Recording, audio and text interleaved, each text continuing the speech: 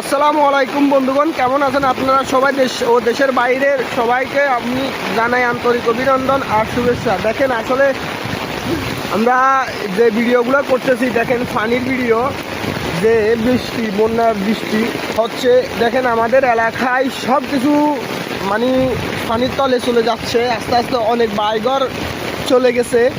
আর শুধুমাত্র বাকি আছে আপনার এই রাস্তাগুলো, এই রাস্তা কয়েকটা কুচিত কয়েক সাইড মানে বাকি আছে, আর সব কিছু ডুবে গেছে।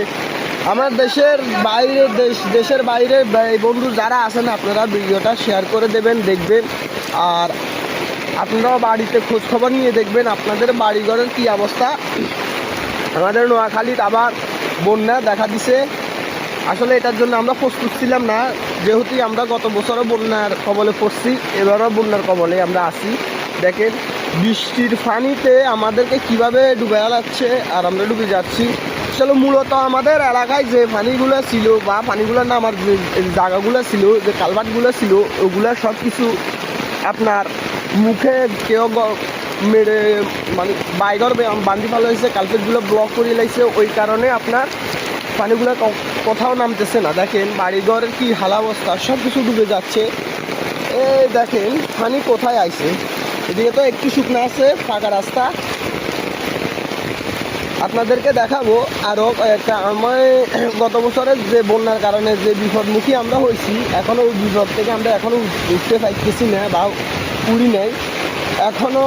দেখেন এই বন্যার পানিগুলাই, বৃষ্টির পানি কী অবস্থা করছে।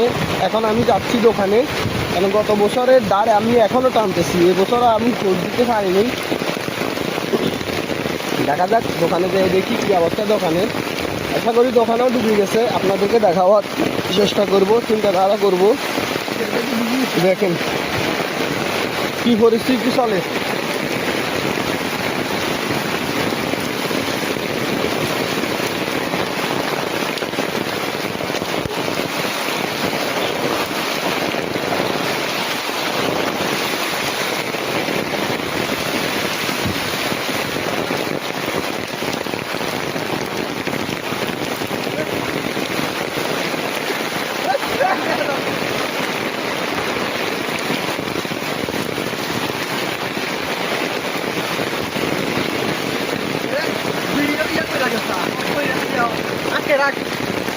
Angkat lah,